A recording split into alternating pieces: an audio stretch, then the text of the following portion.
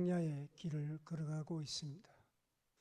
저 영적인 가난을 향하여 또벅또벅 걸어가고 있는 인생입니다.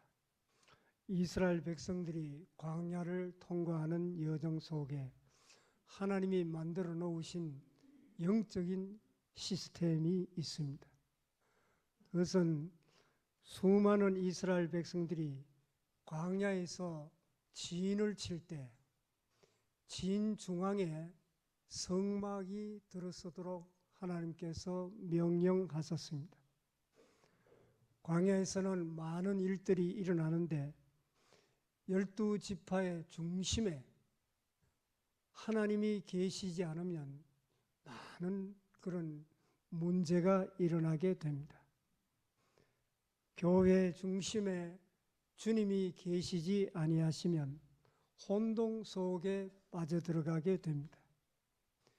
주님이 교회 중심에 자리 잡고 계시면 질서가 이루어지게 될 것입니다. 그리고 이스라엘 백성들이 이제 이동할 때 지파별로 이동을 하게 되는데 맨 앞에 법궤가 위치했습니다.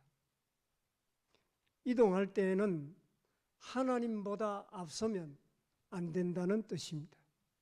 이것이 바로 영적인 시스템입니다. 교회가 중요한 역할을 많이 하고 있습니다만은 그러기 위해서는 교회 우리 한 사람 한 사람의 이름이 드러나는 것이 아니라 하나님이 영광을 받으시고 주님의 이름이 드러나야 한다는 것입니다. 성경에 보면 예수님의 탄생 기록이 마태복음, 누가복음에 기록이 되어져 있습니다. 예수님께 찾아왔던 그런 두 부류의 사람들이 있는데 마태복음에는 동방의 박사들이 황금과 유향과 몰약을 가지고 와서 예수님께 드리고 경배를 했습니다. 그리고 누가복음에는 들판에서 양을 치던 목자들이 천사의 음성을 듣고 주님께 달려와서 경배를 드렸습니다. 그런데 주님께 경배를 드렸던 동방박사나 목자들의 이름을 여러분 기억하십니까? 어떤 분은 성경에는 기록되어 있는데 내가 기억하지 못한다고 그렇게 얘기하는 사람이 있습니다. 여러분 성경에 아무리 눈을 부릅뜨고 찾아봐도 그들의 이름은 기록되어 있지 않습니다. 왜냐하면 주님이 영광을 받으시는 곳에 사람의 이름이 드러나서는 안 된다는 것입니다. 누가 경배하러 갔느냐가 중요한 것이 아니라 경배를 받는 분이 중요하다는 뜻입니다. 자기를 드러내려고 하는 사람일수록 성숙하지 않는 경우가 많습니다. 자기의 이름을 드러내지 않고 그저 묵묵하게 이름도 없이 빛도 없이 섬기는 것이 중요합니다. 교인 중에 어떤 사람이 정말 열심히 봉사하고 기도도 열심으로 기도하고 열심히 주님을 사랑하는데 어떤 지위에 올라가기 위해서가 아니라 내가 진정 주님을 사랑하기 때문에 옥합을 깨뜨리는 그런 마음으로 섬긴다면 우리 주님은 분명하게 내 이름이 전파되는 곳에 그들이 행한 일도 기억될 것이라고 성경은 말씀하고 있습니다. 더 솔직히 말씀드리면 내 이름을 드러내려고 하는 그런 모든 봉사는 하나님 나라에는 전혀 상관이 없는 봉사가 됩니다. 주님은 그런 봉사는 기억하지 아니하십니다. 다윗이 아들 압살롬의 반역으로 급하게 생명을 건지기 위하여 도망쳐 나온 일이 있었습니다. 그가 도망가는 길에 다윗을 찾아왔던 한 사람이 있는데 그 사람의 이름이 바로 바르실레라 하는 사람입니다. 오늘 우리식으로 말하면 맛있는 떡과 과일과 음료를 잔뜩 준비를 해서 급하게 도망치는 그런 다윗과 신하들을 융성하게 잘 대접을 해 주었습니다.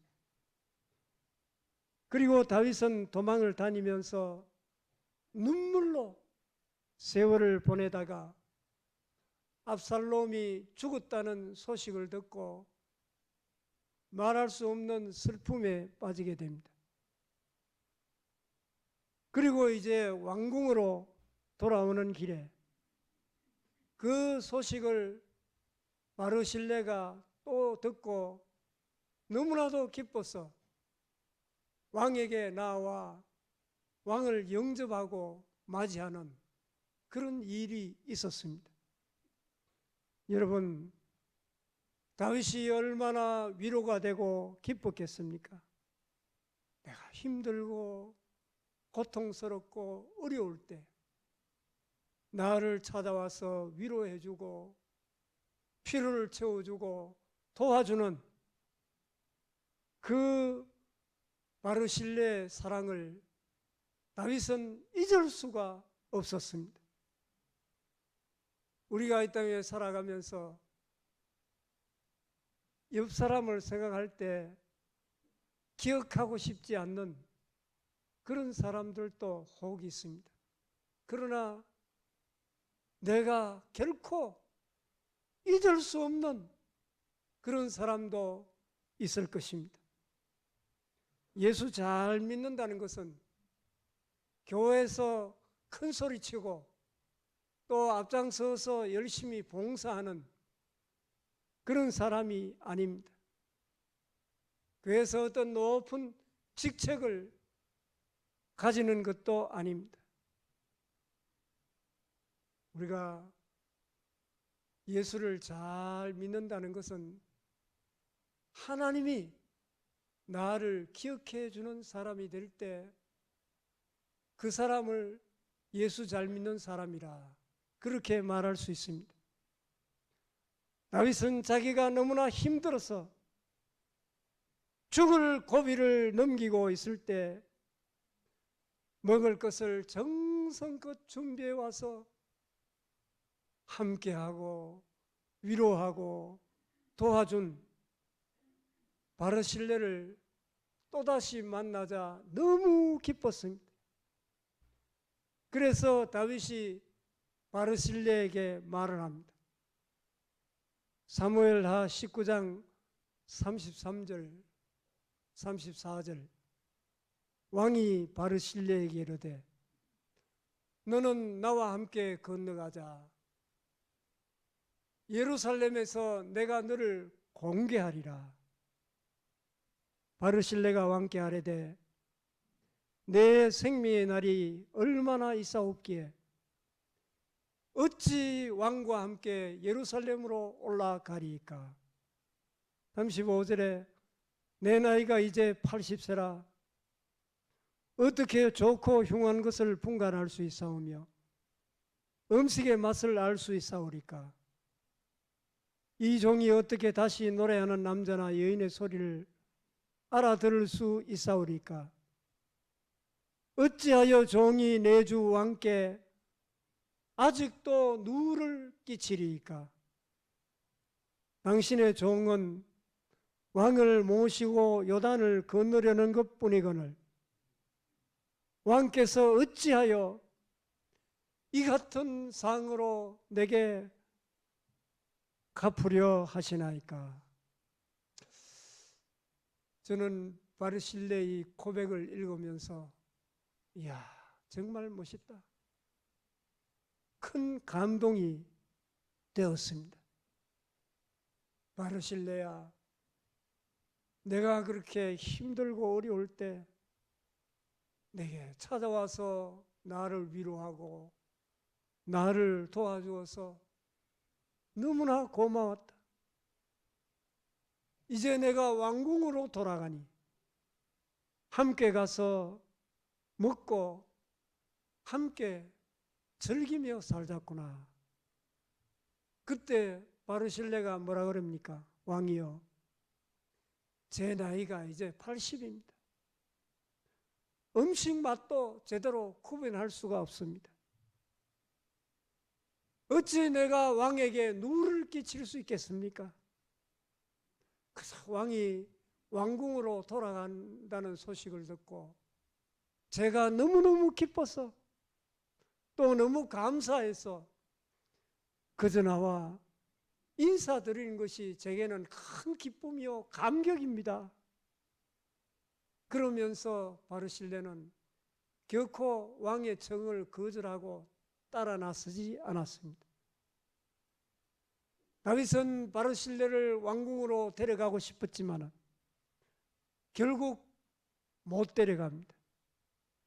그리고 이제 나이가 들어 죽을 때가 다 되었을 때 열왕기상 2장에 아들 솔로몬에게 유언하는 내용이 기록되어 있습니다. 나는 모든 사람의 가는 길로 걸어가는데 너는 힘써 믿음의 대장부가 되어라. 그러면서 한 가정의 이야기를 하고 있습니다. 열왕기상 2장 7절 말씀 보면 마땅히 길랏 바르실레 아들들에게 은총을 베풀어 그들이 네 상에서 먹는 자 중에 참여하게 하라. 내가 네 형 압살롬의 낯을 피하여 도망할 때 그들이 내게 나왔느니라. 내가 네 형 압살롬의 낯을 피하여 도망을 다닐 때 그들이 내게 나와 나를 위로하고 나를 도왔느니라. 다윗은 바르실레를 죽는 그 순간까지 잊을 수가 없었던 것입니다. 그러면 하나님이 바르실레를 어떻게 보시겠습니까? 다윗이 기억하고 있었다는 이 이야기는 우리에게 주님께서 이런 사람을 결코 잊어버리지 않고 기억해 주신다는 뜻이 아니겠습니까? 교회 안에는 내 옆에 있는 사람들에게 잘해주고 위로하고 도와주고 옆 사람을 감동시키는 그런 사람들이 많습니다. 주님이 원하는 성도는 어떤 성도일까요? 내 옆 사람을 진실로 감동시키면 주님도 감동을 받습니다. 그런 사람을 주님은 결코 잊어버리지 않고 기억해 주실 것입니다. 오늘 저는 모세 이야기를 하고 마치려고 합니다. 모세는 광야 40년 동안 이스라엘 백성들 200만 명을 이끌고 계속해서 전진해 왔습니다. 그리고 오늘 읽었던 신명기 3장에 이제 가나안 입구 평지에까지 와서 설교하는 내용이 기록되어 있는데 거기에 모세가 마지막으로 기도하는 장면을 우리가 읽었습니다. 하나님, 간절히 구하옵나니 제가 이 요단을 건너 가나안 땅을 한번 밟게 하여 주시옵소서. 우리가 아는 상식으로는 하나님께서 명하신 그런 명령을 순종하지 않아 하나님은 바위에게 명하여 물을 내려고 했지만은 다윗이 화가 나서 반석을 쳐서 물을 낸 적이 있습니다.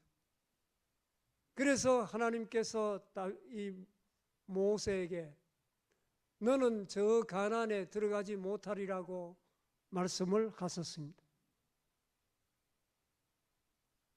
그러나 우리가 당시에 모세였다면 이제 지난 40년 동안 그렇게 힘들고 어려운 광야길을 이스라엘 백성들을 이끌고 오면서 죽을 고비도 많이 넘기고 수없이 고생을 해서 이제 가나안 입구까지 도착을 했습니다. 바로 이 요단강만 건너면 젖과 꿀이 흐르는 가나안 땅에 들어갈 수가 있는데 지도자인 모세가 여기까지 왔는데 그 땅에 한번 들어가 보고 싶지 않았겠습니까? 그래서 모세는 이제 마지막으로 하나님께 딱 한 가지를 구하는 것입니다. 오늘 본문 23절에 그때 내가 여호와께 간구하기를 25절에 구하옵나니 나를 건너가게 하사 요단 저쪽에 있는 아름다운 땅, 아름다운 산과 레바논을 보게 하옵소서 하되 지난 40년 동안 이스라엘 백성들을 이끌고 여기까지 오는데 얼마나 많은 어려움과 고통을 겪었습니까? 그러면 이제 지척에 가나안 땅이 있는데 하나님 간절히 구하옵나니 내가 이 요단을 건너 저 가나안 땅에 한 번만 들어가게 해 주십시오. 이렇게 기도하는 것이 하나님 앞에 무례한 행동입니까? 저는 모세가 예의를 갖추어서 정중하게 하나님 앞에 기도했다고 생각합니다. 그런데 26절을 보십시오.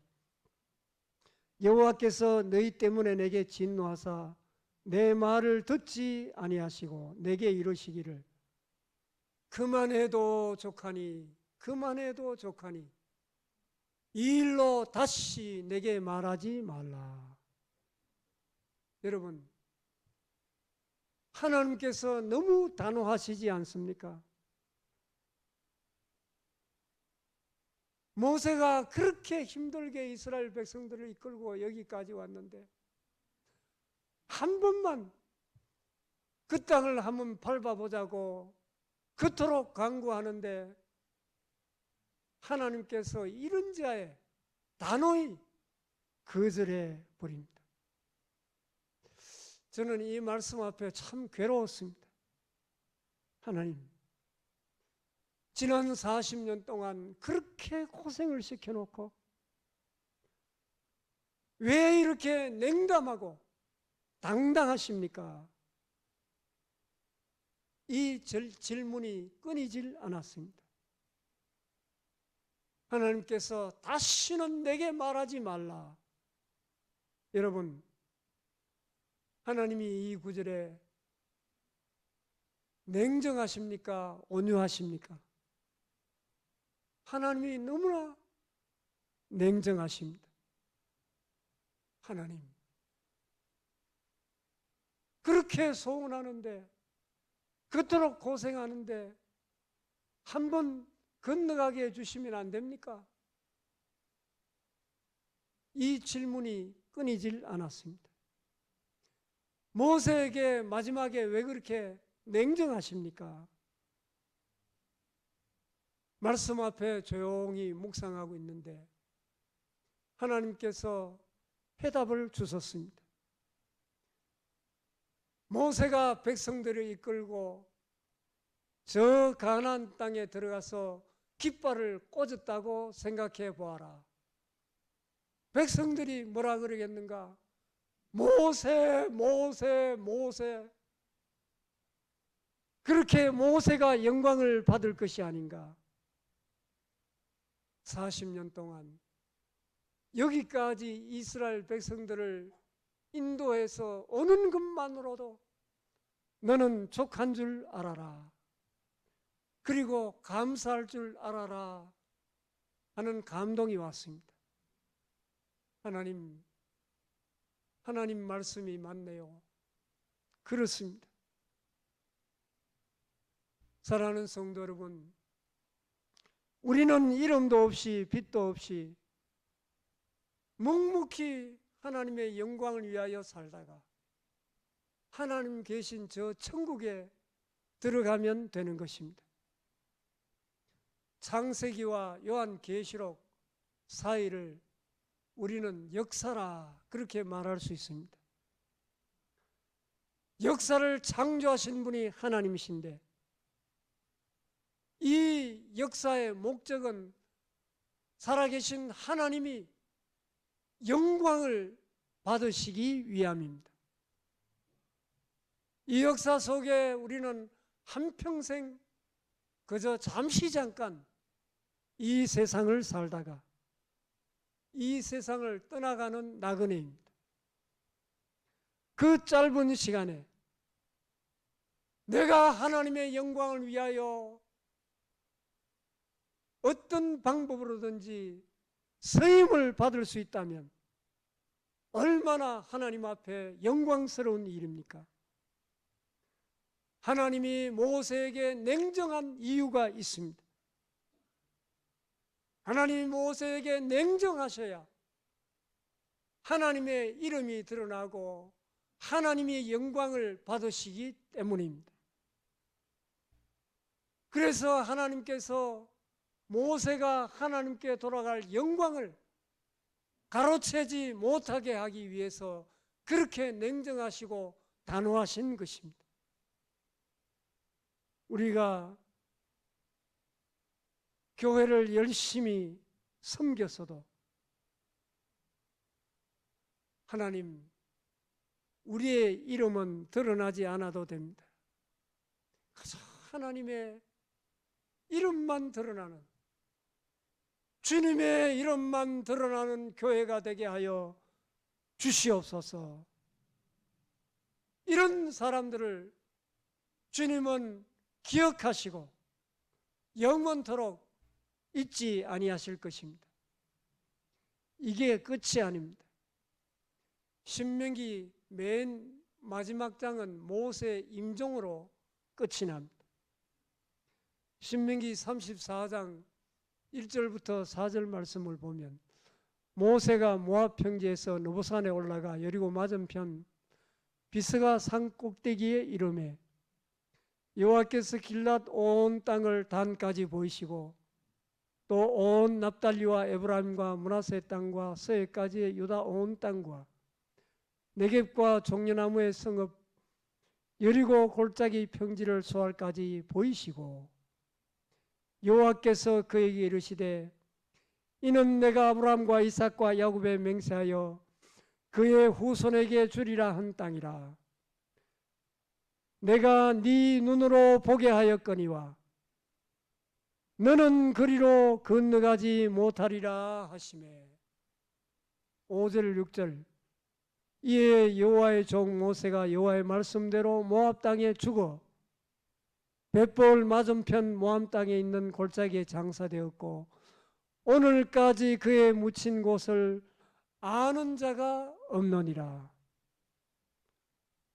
성지순례를 가보신 분은 보셨겠지만은 느보산 위에 올라가면 저 건너편 사해와 요단강 여리고 땅이 다 보입니다.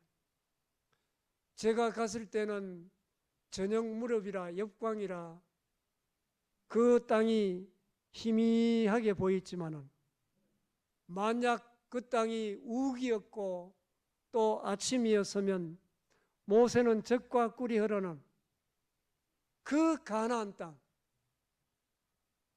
그렇게 가고 싶어 했던 그 땅을 선명하게 보았을 것입니다. 그리고 6절에 모세의 묘가 어디에 있는지 아는 자가 없다고 말씀하고 있습니다. 모세의 마지막은 참으로 비참하다는 생각이 듭니다. 하나님이 모세가 임종할 때 너는 비스가산 꼭대기에 혼자 올라오라고 말씀하십니다. 그렇게 죽을 고생을 시킨 주님이 적어도 한 대명은 데리고 올라가야 그래도 죽으면 무덤이라도 만들어주지 않겠습니까? 그런데 고생만 그렇게 시켜놓고 하나님은 아무도 데리고 오지 말고 너 혼자 올라오라는 것입니다. 저는 이 장면을 읽으면서 또 마음이 불편했습니다. 3장에 하나님께서 그렇게 냉정하시더니 모세가 죽는 그 순간에도 왜 이렇게 하십니까? 하나님은 모세 혼자만 올라오라는 것입니다. 여러분 상상해 보십시오. 모세는 이제 죽기 위하여 죽으러 비스가산 꼭대기로 올라갑니다. 그 길은 기쁜 길이 아니고 서럽고 슬픈 길입니다. 아마 모세는 눈물을 흘리면서 그 길을 걸어갔을 것입니다. 40년 동안 그렇게 고생시키시더니 하나님 모세를 마지막 순간까지 왜 이렇게 서럽게 죽게 하십니까? 하나님 너무하시는 것 아닙니까? 그때 주님이 또 해답을 주셨습니다. 내가 모세를 혼자 그 길을 걸어가게 했겠느냐? 모세가 가는 길에 나도 함께 동행했느니라. 그리고 내가 모세에게 이렇게 이야기했어. 모세야 고맙다. 이 어려운 길을 끝까지 낙심하지 않고 섬겨주어서 너무 고맙다. 그리고 주님이 저에게 이런 감동을 주었습니다. 모세가 가는 마지막 길이 세상 사람들의 박수 소리는 하나도 없다고 할지라도 그 산을 그가 혼자 걸어갔다고 할지라도 저 천국에서 수많은 앞서간 성도들의 환호와 함성과 박수 소리가 들리지 않느냐. 히브리 12장 1절 말씀 보면 이름으로 구름같이 우리에게 둘러싼 허다한 정인들이 있으니 라고 말씀하고 있습니다. 앞서간 성도들이 환호를 하며 박수하며 환영하는 그 소리가 들리지 않느냐. 신앙의 길, 예수 믿는 길은 사람에게 인정받기 위해서 가는 길이 아닙니다. 여러분의 이름 앞에 어떤 직책이 있다고 잘 믿었다고 말할 수 없습니다. 여러분이 우리 교회에 큰 그런 족적을 남겼다고 해서 잘 믿은 것이 아닙니다. 내가 죽는 날까지 내 이름이 드러나지 않아도 좋사오니 그저 주님 말씀하신 그 길을 묵묵히 주님만 바라보고 이름도 없이 빛도 없이 주님 가신 그 길을 끝까지 걸어가게 하여 주시옵소서. 이렇게 기도하며 걸어가는 그 성도들을 주님께서는 결코 잊지 아니하시고 기억해 주실 것입니다. 여러분 교회를 섬기면서 주님이 기억해 주시는, 주님이 잊지 아니하시는 그런 성도 여러분들이 다 되시기를 바랍니다. 기도하겠습니다. 아버지 하나님, 지난 67년 동안 한결같이 우리 대구상동교회를 사랑하여 주시고 지켜주신 하나님 감사합니다. 교회를 위하여 묵묵히 헌신한 주의 종들을 기억하여 주시고 위로하시며 은혜를 베풀어 주시옵소서. 하나님께서 너는 여기까지다 라고 말씀하실 때 모세처럼 아멘하고 순종하는 저희들이 되게 하여 주시옵소서. 하나님의 영광만이 드러나는 우리 대구상동교회가 되게 하여 주시옵소서. 그리하여 그리스도의 밝은 빛을 이 지역에 환하게 비출 뿐만 아니라 전 세계 방방곡곡에 주의 복음을 널리 전파하는 우리 교회가 되게 하여 주시옵소서. 우리 교회를 사랑하여 주셔서 담임 목사 청빙이 이제 막바지에 이르게 되었습니다. 다윗과 같이 하나님의 마음에 꼭 합한 종을 하나님께서 친히 선택하여 주셔서 이 마지막 때 우리 대구상동교회를 잘 섬기기에 부족함이 없는 귀한 목사님을 보내주시옵소서. 예수님 이름으로 간절히 기도하옵나이다. 아멘.